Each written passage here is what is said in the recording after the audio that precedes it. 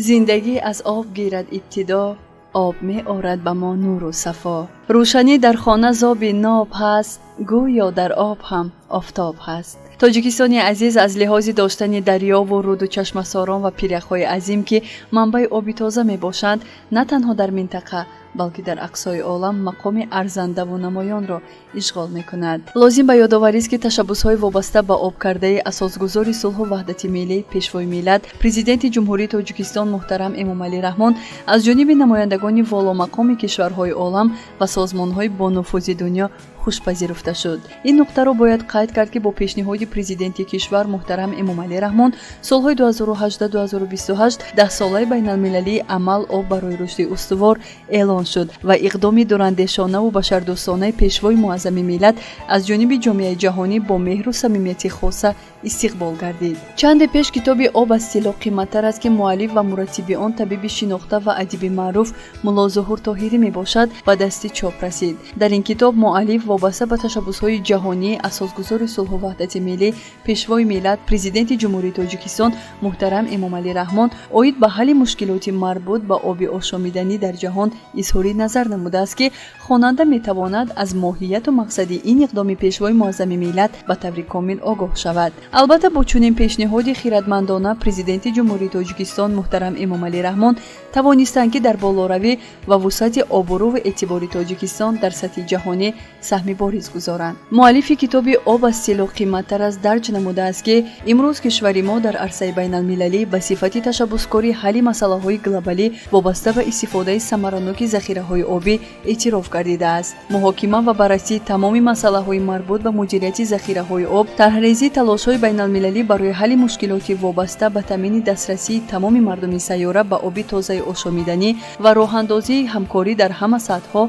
با جلب و اشتراک فعالان کشور ما صورت می‌گیرد که برای بالاروی مقام تاجیکستان سهمی به اندازه کلان دارد. نوابسته به همه در بعضی از کشورهای عالم هنوز معرفت استفاده آب رعایت نمی‌شود. اینچنین افلاس شوی آب نوشاکی با علت کم توجهی در اکثر کشورهای عالم وسعت می‌یابد. این موضوع را نیز مؤلف کتاب آب از طلا قیمت‌تر است مورد بررسی قرار داده است. آب رمز وحدت و یکدلی است و بیهوده نیست که میگویند آب اگر صد پاره گردد باز با هم آشناست. ما را ضرور است که از بی‌بهاترین ثروت طبیعت آب ثمراناک استفاده برده برای باز هم سرسبز و زیبا گردیدن هر وجب زمینی کشورمان سهم مناسب گذاریم. چشمه‌های زلالی کشور را باید چون گوهرکی چشم حفظ کنیم. وابسته به خصوصیت طبابتی آب طبیب معروف طاهری با تکیه به ادبیات طبی معلومات جالب را در کتاب آب از طلا قیمت‌تر است جا داده است. آب بقای زندگی است که از مجرای آن باغ روزگاری بشریت سرسبز و شکوفاست. نسبت به صرفه و احتیاط آب ما در هیچ وجه نباید بی‌طرفی ظاهر نماییم.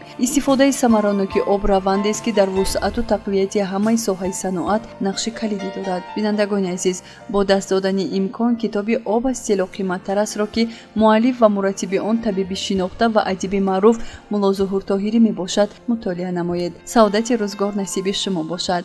برنامه صبح دوشنبه ادامه دارد. با ما باشید.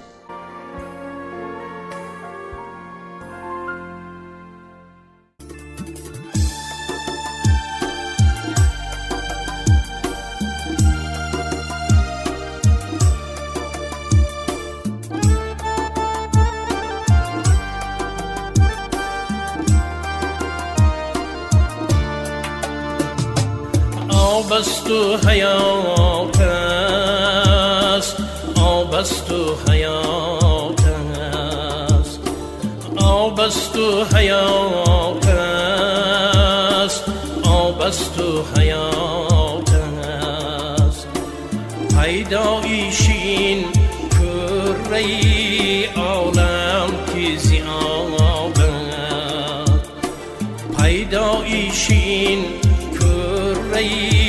عالم که ز آب است.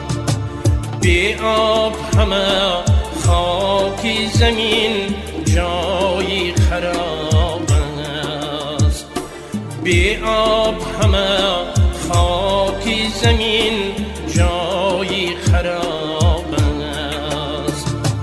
هر جا که مگر آتش و خاک است حیات است، نه همه هستی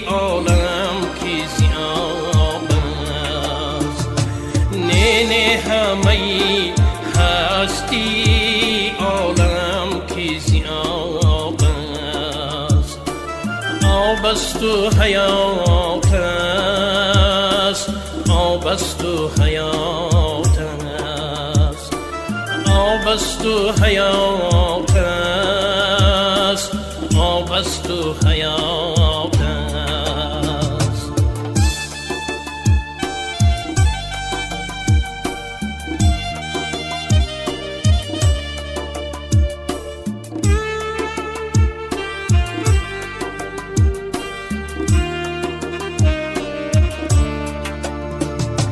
این نعمت الله کی بزرگ است و نهان است، پاکیزه نگاه دار کین نعمت جان است.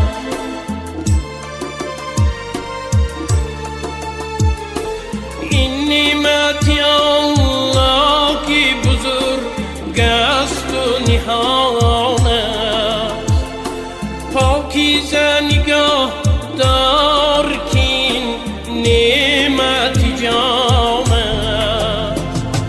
افلاس نمایی تو اگر قطره آبی، آن قطره مگر بر دیگری باری زیان است، آن قطره مگر بر دیگری باری زیان است. آب است و حیات است، آب است و حیات است، آب است و حیات است، آب است و حیات است.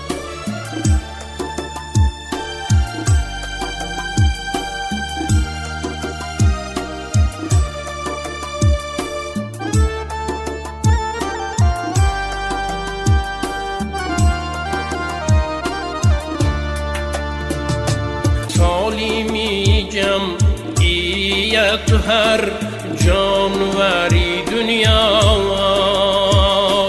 از آبی مصفا کی کمی هست حیات، از آبی مصفا کی کمی هست حیات است. آب است و حیات است، آب است و حیات است، آب است و حیات است، آب است و حیات است، آب است و حیات.